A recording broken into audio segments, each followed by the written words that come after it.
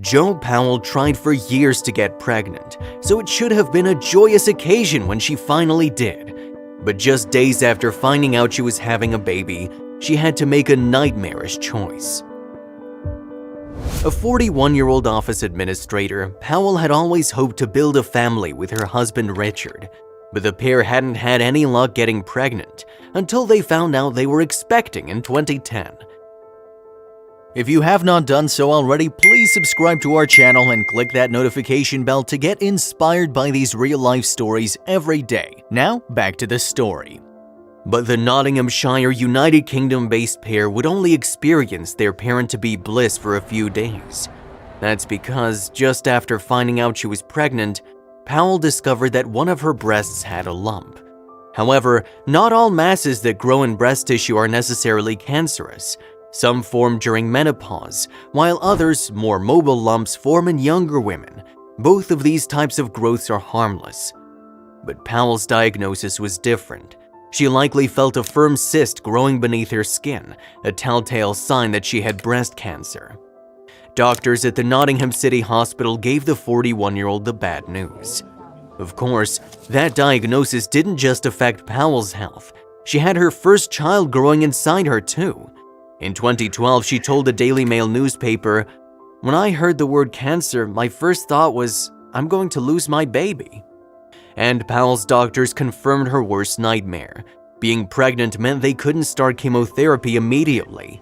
Instead, they would have to wait until the baby had the strength to withstand it. According to a 2012 study published in the Lancet Oncology journal, most experts believe expectant mothers shouldn't receive chemotherapy before the second trimester. This is because the baby grows quickly during this time, and their organs develop at the same speed. It's also inadvisable to give pregnant women a dose of chemotherapy during the last 2 months of pregnancy. The effects of this treatment often include a reduction in the level of the patient's white blood cells. This, in turn, ups the chances of both mother and baby getting an infection during delivery. On top of everything else, the 41-year-old's doctors told her that her pregnancy hormones fed into cancer. In effect, they would cause it to spread more quickly. Therefore, they suggested that Powell make an unthinkable decision. The doctors believed that the best way to safeguard the administrative officer's health was to have an abortion. Of course, this prognosis devastated the mom-to-be. "It was like a living nightmare. We had been trying for a baby for years," Powell told the UK's Daily Mail. Despite the doctor's advice, Powell knew that she had to go a different way. "I knew we couldn't give up on our baby. There was no way I was going to sacrifice him to save myself," she said. Of course, the 41-year-old had to gamble with her own life. Indeed, she wouldn't be able to start cancer treatment until her baby's development had reached a certain point. To Powell, though, that didn't matter. "I knew that even if I didn't make it, I would have brought a life into the world," mom-to-be reasoned. So her doctors came up with a new plan. They decided to operate and take out Powell's tumors, but held off on the chemotherapy for almost half a year. 5 months into her pregnancy, Powell began chemotherapy treatments. After that, all she could do was wait. Only time could tell how her choice would affect her and her unborn baby's health. As the Christmas season rolled around in 2010, Powell went into labor. Soon she was holding her newborn son Jake in her arms, and what could be better than finally meeting a long-awaited child? Knowing that he came into the world without any health issues following her chemotherapy treatment is the answer. For Powell and her husband, the newborn was the best Christmas gift they could have received.